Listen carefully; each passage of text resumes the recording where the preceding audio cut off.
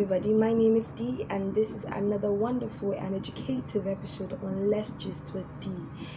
This is an amazing channel with so many wonderful videos. So let me ask you, have you subscribed to my channel and is your notification buttons on so that you can always get notifications when any new video uploaded? Okay, so today I'm going to be talking about a topic that is quite personal. I title it, I am always right. I am always right. There is something about being a woman. We just have this will I call it intuition? Or there is something about us that always makes us right in most situations. When we get married, I think it is best we calm down. Okay, so I've learned in the shortest time that being always right and rubbing it in the face of your partner does not help matters. In fact, I'm very guilty of that. Being the firstborn, I have a lot of younger ones under me. I have like 4 of them under me, and of course I'm the one with the authority in the house. Do this, do that, don't do this, this is wrong, this is right. And I have lived that way all through. So I got married and now I am under my husband's authority. Does not mean I don't have a say in my marriage, but what I'm saying is I am now under the authority of a man who will tell you what he wants, what is right to him, and what seems wrong to him. So your right may not always be his right, and your wrong may not always be his wrong.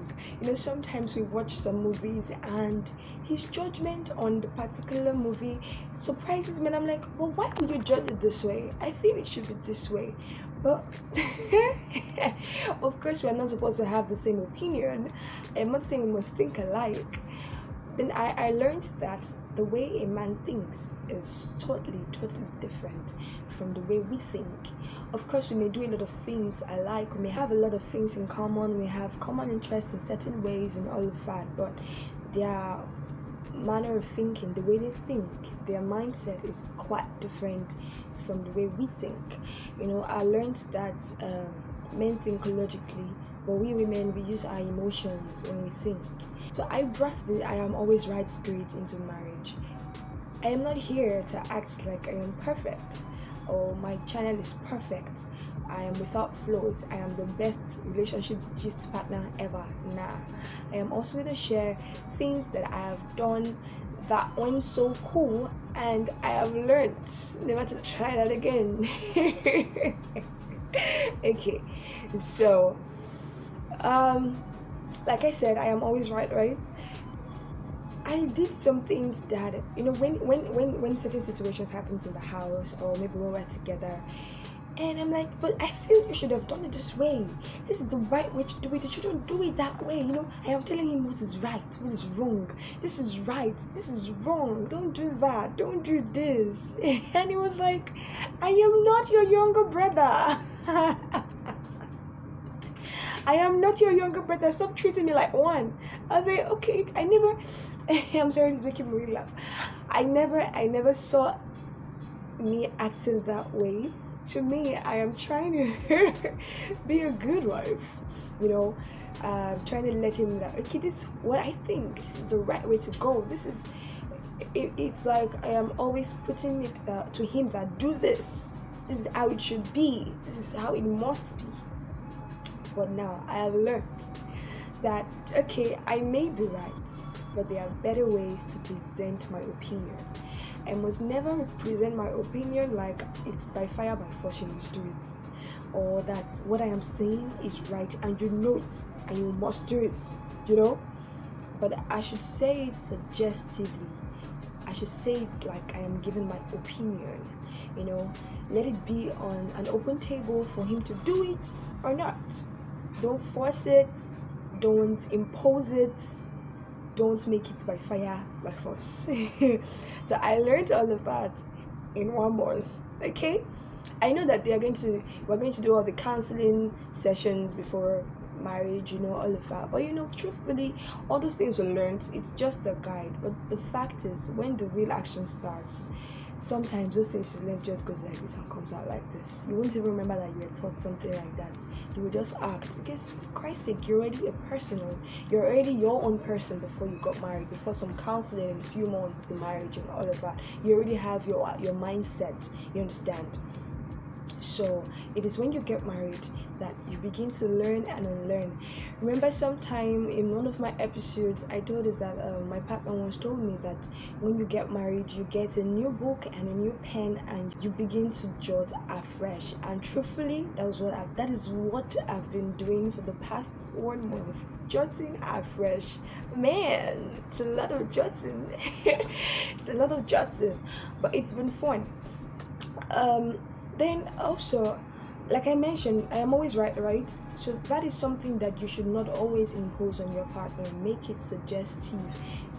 Make it a suggestion to him. Make it something that he would want to do willingly, not because you say it's right. Because like I said, my rights may be his own wrong. Do you understand? When there's a decision to be made or a choice to take, and it seems like your partner is not going by what you feel you should go with, there is a place of prayer.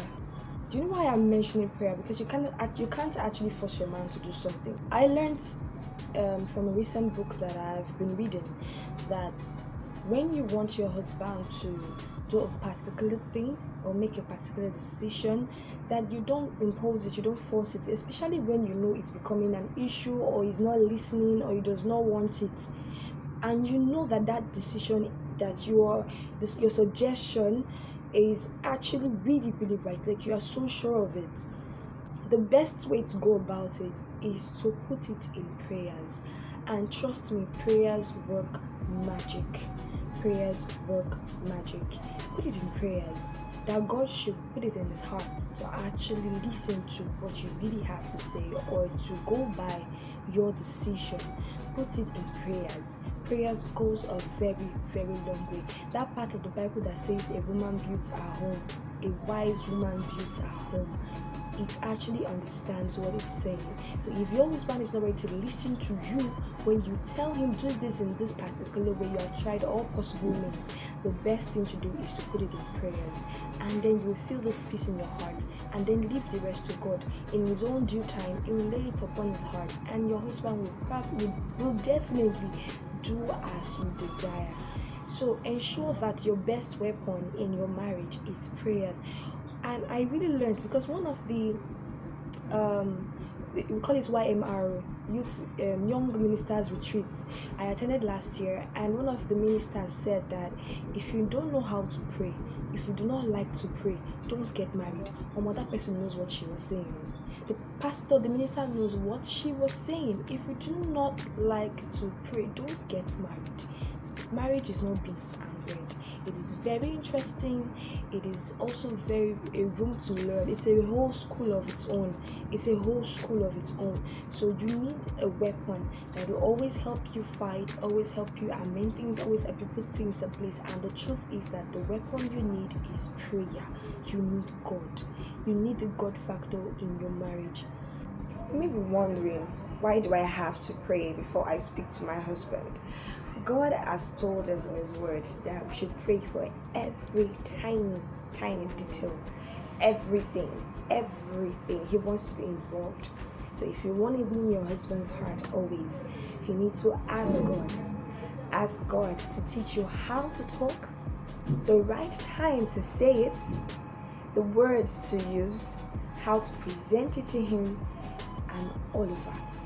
So you need to pray to God to give you the wisdom and manner of approach you need to say what you want to say in certain decisions that seem like you both are not on the same table. You understand? That's what we mean by pray. Talk to God about it. Anything you say to him that is not taken, take it to God in prayers. Don't make an issue out of it, because at the end of the day, it does not help. So just take it to God in prayer. I am saying something that I have practiced a while now, and it's been working for me. So you do the same, and you will see how prayer indeed works like magic. Do you understand? That is the little I really want to share today.